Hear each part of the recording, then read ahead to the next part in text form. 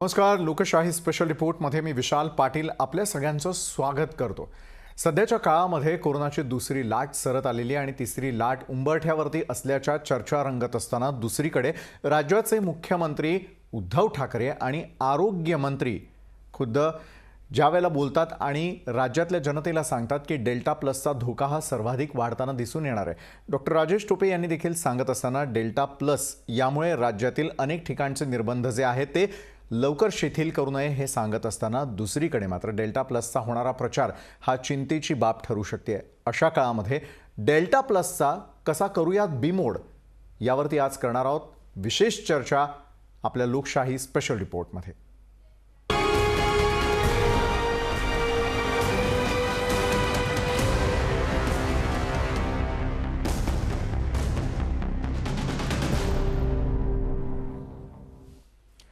कोविडचा variant delta प्लसचा धोका वाढलाय. राज्यातील 7 जिल्ह्यांमध्ये डेल्टा प्लसचे आतापर्यंत 21 रुग्ण आढळून आलेले आहेत आणि आता तिसरी लाट लक्षात घेऊन या 7 जिल्ह्यांनी अधिक काळजी घ्यावी असं आवाहन मुख्यमंत्र्यांनी केलंय. पाहुयात याबाबतचा लोकशाहीचा स्पेशल रिपोर्ट आणि त्यानंतर तज्ज्ञांकडून जाणून घेणार आहोत डेल्टा प्लस बाबत. राज्याला डेल्टा प्लसचा किती धोका? तिसऱ्या लाटेच्या पार्श्वभूमीवर डेल्टा प्लस काय करू शकतो? डेल्टा प्लसमुळे तिसरी लाट जास्त धोकादायक? भारतातील कोविडचा व्हेरिएंट डेल्टा म्हणजेच B.1.617.2 या नावानं ओळखला जातो आणि तो भारतात सर्वात आधी ऑक्टोबर 2020 मध्ये आढळला होता. त्यानंतर त्यात जे बदल घडत गेले त्यातील डेल्टा प्लस प्रकाश झोतात आला. हा डेल्टा प्लस जास्त धोकादायक मानला जातो. आज मितीला राज्यात डेल्टा प्लसचे 21 रुग्ण आढळल्यात. त्यातील सर्वाधिक 9 रुग्ण रत्नागिरी जिल्ह्यात आढळून आल्यात. जळगाव जिल्ह्यात 7, मुंबईत 2, शिवाय पालघर, सिंधुदुर्ग आणि ठाणे जिल्ह्यात प्रत्येकी 1 रुग्ण आढळून आलाय. डेल्टा प्लस व्हेरिएंट म्हणतो तो जो जवळजवळ 7 जिल्ह्यांमध्ये आणि 21 एकूण संख्यामध्ये आपल्याला सापडलेला आहे आजच्या तारखेला. या पार्श्वभूमीवर देशात कोविडच्या तिसऱ्या लाटेची शक्यता लक्षात घेऊन वरील 7 जिल्ह्यांनी अधिक काळजी घ्यावी आणि ऑक्सिजन, ICU बेड, फील्ड रुग्णालयांच्या सुविधांचं नियोजन करावं अशा सूचना मुख्यमंत्री उद्धव ठाकरेंनी जिल्हाधिकाऱ्यांना दिल्या आहेत. त्याचवेळी घाईघाईनं निर्बंध शिथिल करून धोका पत्करू नका अशा सूचनाही केल्यात. देशामध्ये डेल्टा प्लसचे 40 रुग्ण आढळून आलेले असून त्यासाठी आतापर्यंत 45,000हून अधिक नमुन्यांची क्रमवारी करण्यात आली आहे. त्यात AY.1 या डेल्टा प्लस प्रकाराचे 40 रुग्ण महाराष्ट्रासह केरळ आणि मध्य प्रदेशामध्ये आढळून आले आहेत. ब्रिटनच्या आरोग्य विभागानं AY.1 हा 11 जून रोजी आढळल्याचं सांगितल्यानंतर नमुन्यांचे पूर्वलक्षी प्रभावानं विश्लेषण करण्यात आलं. तेव्हा महाराष्ट्रातून घेण्यात आलेल्या नमुन्यांमध्ये प्रथम हा प्रकार आढळला होता. याशिवाय जगातील 10 देशांमध्ये डेल्टा प्लसचे रुग्ण आढळून आले आहेत. आधीच म्युकरमायकोसिसचा वाढता धोका, त्यातच डेल्टा प्लस व्हेरिएंट, त्यामुळे कोविडची तिसरी लाट अधिक धोकादायक असण्याची भीती व्यक्त केली जाते. येत्या 6 ते 8 आठवड्यांमध्ये तिसरी लाट येऊ शकते असा अंदाज आहे. त्यामुळे खूप काळजी घेण्याची गरज आहे. ब्युरो रिपोर्ट, लोकशाही न्यूज, मुंबई. आणि याच महत्त्वाच्या विषयावरती अधिक जाणून घेण्यासाठी इम्युनॉलॉजिस्ट डॉक्टर सितेश रॉय आपल्यासोबत या क्षणाला जोडले गेले आहेत. डॉक्टर सितेश रॉय, स्वागत तुमचं लोकशाही स्पेशल रिपोर्टमध्ये. कित्येक दिवसांपासून चिंता वाढत चाललेली आहे. सर्वात आधी कोरोनाचा शिरकाव, कोरोनानंतर म्युकरमायकोसिस आणि त्यानंतर आता डेल्टा प्लस हा व्हेरिएंट सगळ्यांमध्ये धडकी भरवणार आहे. आजपर्यंत यावरती फक्त चर्चा झडताना दिसल्या, मात्र थेट ज्यावेळेला राज्याचे मुख्यमंत्री आणि आरोग्यमंत्री राज्यातील 7 जिल्ह्यांना सतर्कतेचा इशारा देतात आणि त्यानंतर डेल्टा प्लस बाबतीत आपण आणखी सजग राहायला हवं हे सांगतात, त्यावेळेला डॉक्टर सितेश रॉय, सगळ्यात आधी डेल्टा प्लस नेमका आहे तरी काय, कशा प्रकारे याचा फैलाव अधिक होण्याची शक्यता आहे? डॉक्टर सितेश रॉय. तर विशाल धन्यवाद मला इन्व्हाइट करायला. डेल्टा प्लस व्हेरियंट जे आहे त्याच्यामध्ये जे म्युटेशन झालेलं आहे व्हायरसमध्ये, तो व्हायरस म्युटेशन स्पाइक प्रोटीनवर आहे आणि स्पाइक प्रोटीन मेन प्रोटीन आहे ज्याने व्हायरस स्प्रेड होतो, अटॅच होतो ह्युमन सेल्सला. तर या प्रोसेसमध्ये त्याचा एफिशियन्सी ऑफ ट्रान्समिशन, ज्या पद्धतीने तो स्प्रेड होतो, पसरतो, तो एफिशियंट झालेला आहे आणखीन थोडा. आणि मोस्ट इम्पॉर्टंट असं फाइंड आउट केलेलं गेलं आहे की जे मोनोक्लोनल अँटीबॉडीज आता सध्या आम्ही इंट्रोड्यूस केलेले आहेत ट्रीटमेंटमध्ये, मॉडरेट टू सिव्हिअर डिझीजमध्ये किंवा माइल्ड टू मॉडरेट डिझीजमध्ये, ते मोनोक्लोनल अँटीबॉडीजला हा व्हेरियंट एस्केप करू शकतो. तर त्यामुळे कन्सर्न आणि काळजी जास्त घेणं खूप आवश्यक आहे. बरं डॉक्टर सितेश रॉय, आपण लसीकरणाच्या बाबतीतही थोडं जाणून घेऊयात. लसीकरण अनेकांचं झालेलं आहे, अनेकांचा पहिला डोस झाला आहे, दुसरा डोस घेण्यासाठी अजूनही वेळ आहे. वेगवेगळ्या टप्प्यांमध्ये लसीकरण सुरू असल्याचं दिसतंय. मात्र ज्यांनी लसीकरण घेतलंय, ज्यांचं लसीकरण बाकी आहे, ज्यांनी दोन्ही डोस घेतलेले आहेत, त्यांना देखील या डेल्टा प्लसचा धोका असल्याची चिंता बळावताना दिसते. डॉक्टर सितेश रॉय, लसीकरण आणि त्यानंतर डेल्टा प्लस काय संबंध आहे? तर माझ्याप्रमाणे ज्यांचं लसीकरण झालेलं आहे, 1 डोस किंवा 2 डोस, त्यांना डेफिनेटली पार्शियल प्रोटेक्शन भेटणार डेल्टा प्लस व्हेरियंटपासून. बट आमच्याकडे जेवढा डेटा आहे त्याप्रमाणे कन्सर्न आहे की काही एस्केप्स असू शकतात. ज्यांना ऑलरेडी वॅक्सिनेशन झालेलं आहे त्यांना इन्फेक्शन होऊ शकतो, म्हणून काळजी घेणं खूप आवश्यक आहे. प्रोटेक्शन लेवल किती आहे त्याच्यावर स्टडी आता चाललेले आहेत, बट वी कॅन अज्युम की 60 to 70% प्रोटेक्शन असायला पाहिजे with the new variant also delta प्लसचा. बट हे एस्टिमेट्स आहे आणि जेव्हापर्यंत आम्ही हे केअरफुली फर्दर स्टडी करत नाही तेव्हापर्यंत ज्यांचं वॅक्सिनेशन झालेलं आहे त्यांना पण प्रिकॉशन घ्यायला पाहिजे. मास्क घालणं, हँड वॉशिंग करणं, फिजिकल डिस्टन्सिंग मेंटेन करणं आणि तेवढाच ट्रॅव्हल करणं जेवढं आवश्यक आहे. हे रूल्स आता पण तेवढाच लसीकरण झालेले लोकांना पण लागू पडतात. बरोबर. डॉक्टर सितेश रॉय, डेल्टा प्लसची जी चिंता आहे फक्त आपल्या महाराष्ट्र राज्यापुरती मर्यादित नसून संपूर्ण देशामध्ये देखील डेल्टा प्लसचे अनेक रुग्ण आढळून आलेले आहेत. त्यांची आकडेवारी देखील गव्हर्नमेंट सातत्यानं अपडेट करताना दिसते. डेल्टा प्लस हा देशासाठी तर धोकादायक आहेच, मात्र विदेशातही अनेक देशांमध्ये जगात याची लागण झाल्याच्या अनेक केसेस समोर येताना दिसत आहेत. त्यामुळे पहिली लाट जितकी धोक्याची होती त्यापेक्षा येणारी लाट ही आणखी धोक्याची असू शकते का डॉक्टर सितेश? हे सांगणं कठीण आहे, बट जेवढा अवेलेबल परत डेटा आहे, रिसर्च डेटा आहे, क्लिनिकल डेटा आहे, ते डिस्क्राईब करतं की हा थोडासा एक्सेसिव्ह मीन्स इन्क्रीज ट्रान्समिशन करू शकतो, but not a very significant jump. ज्याला जे आपल्या सेकंड वेव्हमध्ये जे चेंजेस झालेले होते स्पाइक प्रोटीनमध्ये आणि जेवढे व्हेरियंट्स अगदी लवकर डेव्हलप झालेले होते त्यापेक्षा हा एक रिलेटिव्हली छोटा चेंज आहे व्हायरसमध्ये. बट तरी त्याला आम्ही अंडर एस्टिमेट नाही करू शकत, कारण शॉर्ट स्पॅनमध्ये ऑलरेडी 12 कंट्रीजमध्ये हा दिसलेला आहे. इंडिपेंडेंटली पण हा व्हायरस म्युटेट करून डेव्हलप होतोय in different parts of the world. तर आम्हाला क्लिअरली बघायला लागणार की हा पुढे जाऊन डॉमिनंट स्ट्रेन किंवा डॉमिनंट व्हेरियंट होऊ शकतो का, आणि तो डेल्टा व्हेरियंटला रिप्लेस करून हा डेल्टा प्लस पुढे येऊ शकतो का ॲज अ धोका, हे आपल्याला खरोखर बघायला लागणार. बट सध्या जे डेटा अवेलेबल आहे त्याप्रमाणे हा एक मोठा चेंज नाही आहे, रिलेटिव्हली एक छोटा स्पाइक प्रोटीनमध्ये चेंज आहे. बरं डॉक्टर सितेश रॉय, सातत्यानं बदलत जाणारी जी त्याची रचना आहे, म्हणजे कोरोना व्हायरसची ज्याला कोविड-19 म्हणून आपण आजपर्यंत ओळखत होतो, तो सातत्यानं म्युटेट होतोय असं म्हटलं जातं. म्युटेशनची प्रोसेस नेमकी काय असते? म्युटेशन कशामुळे होताना दिसतं आणि येत्या काळामध्ये या म्युटेशनमुळे जगाचा, देशाचा, राज्याचा धोका वाढतोय का? तर म्युटेशन प्रोसेस विशाल असा असतो की जेव्हा व्हायरस स्वतःला रेप्लिकेट करतो एक ह्युमन बीइंगचा बॉडी आणि सेल्समध्ये, त्याचे मिलियन्स आणि बिलियन्स ऑफ कॉपीज बनवतो तो. आणि ते कॉपीज बनवता जसं एक मॅन्युफॅक्चरिंग प्लांटमध्ये डिफेक्टिव्ह पीसेस डेव्हलप होतात, तसेच त्याचे व्हेरियंट्स डेव्हलप होतात. काही डिफेक्टिव्ह पीसेस इनएफिशियंट असतात, फर्दर इन्फेक्शन नाही करू शकत, तर नेचर त्याला डिस्कार्ड करतो. आणि जे चेंज आणि म्युटेशन्स आणि त्याचा जेनेटिक मटेरियलमध्ये चेंजमुळे तो जास्त एफिशियंट होतो इन्फेक्शन करायला किंवा इन्फेक्शनचा सिव्हिरिटी करायला किंवा इन्फेक्शनचा नेचर आणि सिम्पटम वाढवायला, तर तो सिलेक्ट होतो आणि मग तो म्युटेशन पुढे ग्रो करतो आणि लोकांमध्ये जास्त पसरतो. तर म्युटेशन एक नॅचरल प्रोसेस आहे. कुठलाही व्हायरसचा, इन्फ्लुएन्झा व्हायरस, फ्लू व्हायरस एक खूप कॉमन एक्झाम्पल आहे जे लास्ट 100 वर्षापासून म्युटेट करून एव्हरी 7 to 10 इयर्स एक एपिडेमिक किंवा पॅन्डेमिक किंवा 10-20 वर्षात स्प्रेड होतो.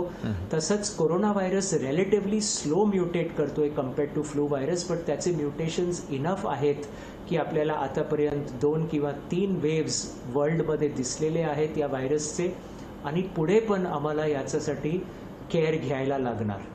बरं डॉक्टर सितेश रॉय, काल आरोग्यमंत्र्यांनी ज्यावेळेला पत्रकार परिषद घेतली, या पत्रकार परिषदेमध्ये त्यांनी त्यांचं एक ऑब्झर्वेशन नोंदवलेलं आहे आणि त्याचबरोबर टास्क फोर्स बरोबर झालेल्या चर्चेनंतर घेतलेली ही पत्रकार परिषद होती. या पत्रकार परिषदेत ते म्हणतायत की आत्तापर्यंत कोरोनाचा जो आहे तो कोरोनामुक्तीकडे वाढणारा जो रेट आहे तो वाढत चालल्याचं दिसून आलेलं होतं. त्याचबरोबर कोरोनामुक्त होणाऱ्यांची संख्या वाढताना दिसते आहे. त्याच प्रमाणामध्ये कोरोना रुग्ण वाढण्याचं प्रमाण हे कमी होताना दिसतंय. मात्र गेल्या 7 ते 8 दिवसांपासून जो रेट आपण बघतोय कोरोना वाढी संदर्भातला तो अजूनही कॉन्स्टंट आहे. 7,000 8,000 दर दिवसाला राज्यामध्ये जे आहे ते वाढणाऱ्या रुग्णांची संख्या आहे. मात्र हा अजून कमी व्हावा या दृष्टीनं प्रयत्न करणं गरजेचं असल्याचं सांगत असताना अजूनही चिंता कमी झालेली नाही आहे हे सांगायला ते विसरले नाही. डॉक्टर सितेश रॉय, ज्यावेळेला आपण या संपूर्ण ग्राफकडे पाहत असतो आणि ज्यावेळेला कोरोना रुग्णांची संख्या कमी होत नाही, वाढत नाही, मात्र ती कॉन्स्टंट आहे, अशा वेळेला या संकेतांना आपण कशा प्रकारे पाहायला हवं? आपल्याला स्वतःचा, फॅमिलीचा आणि आपल्या आजूबाजू लोकांचा सगळ्यांचा केअर आणि इम्पॉर्टन्स की आपण आतापर्यंत आपले जे गार्ड्स आहेत, जे प्रिकॉशन्स आहेत ते नाही सोडायला पाहिजे.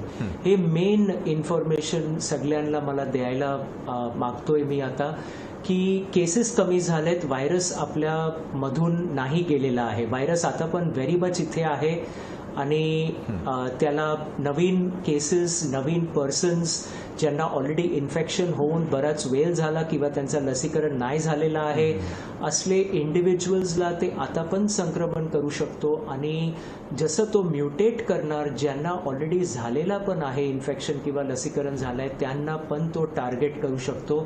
तर म्हणून हा संकेत एकच आहे की आपण आपला प्रिकॉशन आणि आपला गार्ड आणि आपला केअर आता पण तेवढाच तीव्र ठेवायला पाहिजे जेवढा 1 किंवा 2 महिन्या अगोदर होता. आपण पहिला वेव्ह सारखं कम्प्लेसंट आणि रिलॅक्स होऊ शकत नाही की आता सगळं गेलं, खूप लोक वॅक्सिन घेतलेत, आमचं पण झालं, आम्हाला काही होणार नाही. हा ॲटिट्यूड नाही ठेवणं खूप गरजेचं आहे. नक्कीच डॉक्टर सितेश रॉय, गव्हर्नमेंटकडून आणखी एक आकडेवारी जी आहे ती जाहीर करण्यात आलेली आहे की एका बाजूला 3 कोटी जनतेला आतापर्यंत कोरोनाची लागण होऊन झाली आहे, मात्र 30 कोटी जनतेचं आतापर्यंत लसीकरण करण्यात आलेलं आहे असा दावा या आकडेवारीच्या माध्यमातून करण्यात आलेला आहे. मात्र खऱ्या अर्थानं कोरोना व्हायरस किंवा डेल्टा प्लस आपल्यामधून जाण्यास आणखी किती काळ वाट पाहावी लागणार आहे, कोरोनामुक्तीकडे जाण्यासाठी आणखी किती काळ जाणार आहे, हे जाणून घेणार डॉक्टर सितेश रॉय यांच्यासोबत एका छोट्याशा ब्रेकनंतर.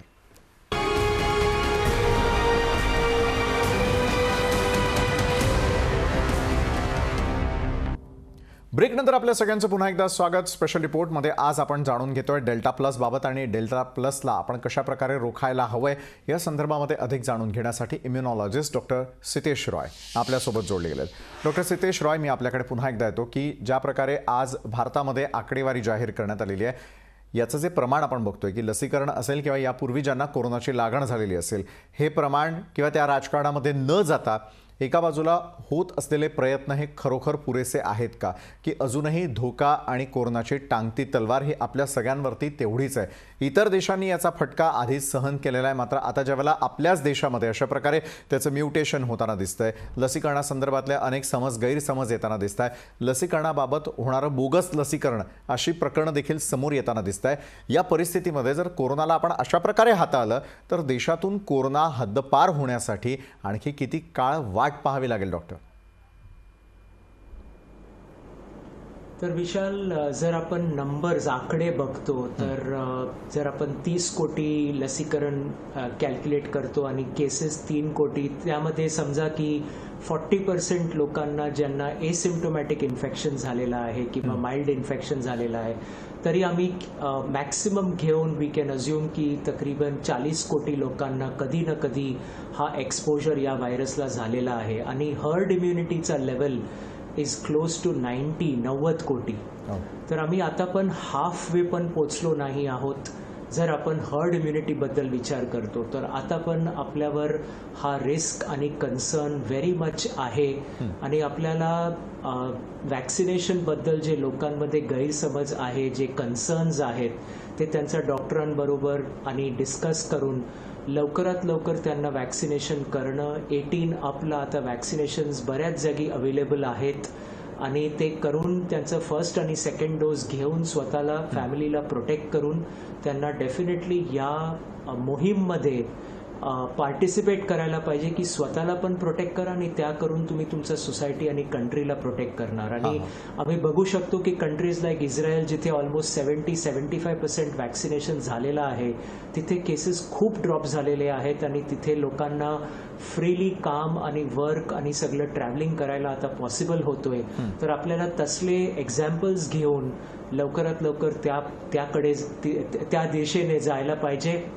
याला होऊ शकते 6 महिने पण लागू शकतो, वर्षभर पण लागू शकतो, बट आपण जेवढा एफर्ट घेणार तेवढा लवकर आपण तिथे पोहोचू शकतो.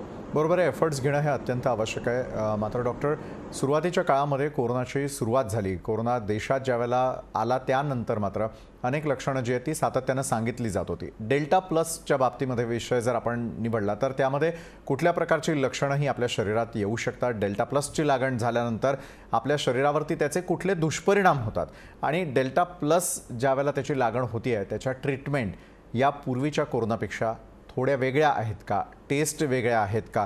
कारण लोकांमध्ये अजूनही या संदर्भातली जनजागृती नाही आहे आणि मिसकॉन्सेप्शन्स अजूनही भरपूर आहेत. डॉक्टर,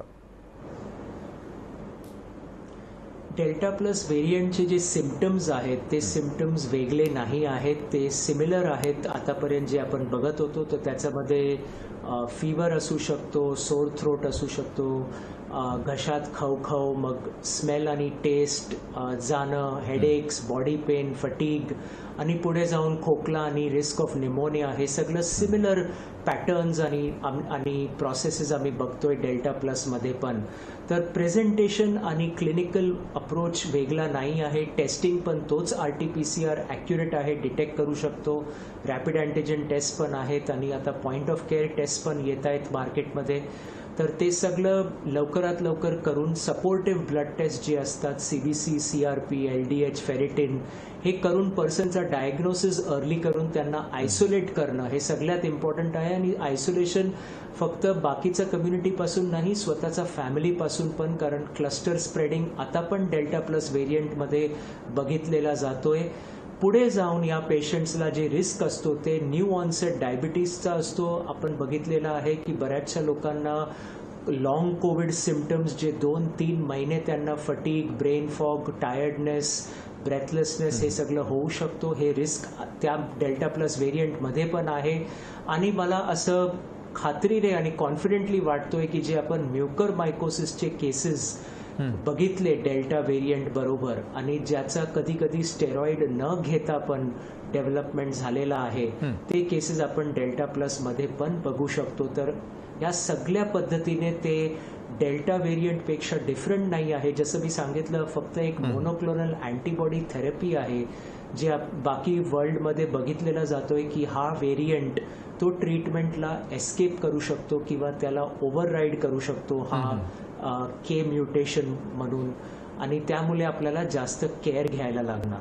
बरोबर डॉक्टर, केअरवरतीच आपण येणार आहोत कारण आपल्याकडे वेळ फार कमी उरलेली आहे. मात्र अगदी थोडक्यात तुमच्याकडून जाणून घ्यायला आवडेल की सुरुवातीच्या काळामध्ये आलेली पहिली आणि दुसरी लाट, त्यानंतर येणारी तिसरी लाट सोबतीला म्युकरमायकोसिस घेऊन आलेली आहे, डेल्टा प्लसला घेऊन आलेली आहे. लहान मुलांना सर्वाधिक धोका निर्माण होऊ शकतं असं अनेक वेळेला वर्ल्ड हेल्थ ऑर्गनायझेशनकडून देखील सांगण्यात आलेलं आहे. मात्र जर भारतात तिसरी लाट आलीच तर तिसरी लाट कुठल्या पद्धतीची असेल, त्याचा सामना करण्यासाठी आपल्याला कसं सज्ज राहावं लागेल? डॉक्टर,